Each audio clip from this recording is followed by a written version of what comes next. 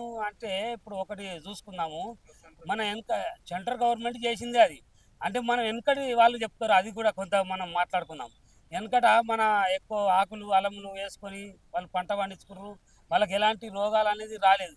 ఇప్పుడు ఈ 15 ఏళ్ళ 20 ఏళ్ళకోలే ఊరి అతిక ఎక్కువ తెచ్చి అతిగా ఎక్కువ రైతులు కూడా అవగాహన లేక కొంచెం అంటే మనకు వాళ్ళని కించపరచుడు కాదు, అవగాహన లేక ఎక్కువ ఊరియాన్ని జరగడం వల్ల భూమి కూడా రసాయనం అనేది తగ్గిపోయి మన పంటలు రోగాలు కానీ పంటలు తక్కువ కానీ రావడానికి మనకు కూడా వాటిని తిని మనకు కూడా రోగాలు రావడానికి కారణం ఊరియనే. అందుకు కేంద్ర ప్రభుత్వమే వాళ్ళు చేసి వాళ్ళు ఎకరానికి ఒకటే వేయమని చెప్పి వాళ్ళు తక్కువ వాడమని చెప్పే వాళ్ళు తక్కువ చేసారు.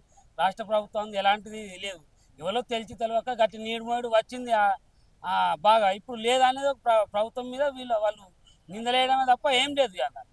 ఊరియా తక్కువ వాడాలి. వాస్తవానికి రుణమాఫీ అందరికీ చేయలేదు, కొంతమందికే చేసింది అన్నట్టుగా చెప్తా ఉన్నారు. అందరికంటే ఇక మన 2 లక్షల పైన ఉన్న వాళ్ళు రైతులు కూడా క్లియర్గా ఇప్పుడు వాళ్ళు రిన్వాల్లో కానీ దేనిలో కానీ క్లియర్గా ఉన్న వాళ్ళకు చేసింది. బ్యాంక్ ఇచ్చిన లిస్ట్ ప్రకారం గవర్నమెంట్ చేసింది. గవర్నమెంట్ ఏం పోయి చేయదు కదా.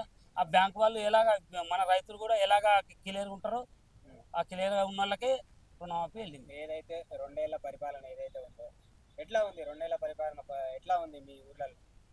రేవంత్ రెడ్డి గారిది 2 ఏళ్ల పరిపాలన ఎట్లా ఉంది ఊర్లలో? ఎట్లా ఉందంటే ఇప్పుడైతే మంచిగానే ఉంది. ఎందుకంటే ఇప్పుడు వాళ్ళు 10 ఏళ్ళు చేసారు కాబట్టి వీళ్ళు కొత్తగా వచ్చారు కాబట్టి అవన్నీ చూసుకుంటూ ఒకటి ఒకటి ఒకటి ఒకటి చేసుకుంటూ వెళ్తారు కాబట్టి కొద్దిగా లేట్ అవుతుంది. Subscribe us and press the bell icon for more interesting updates.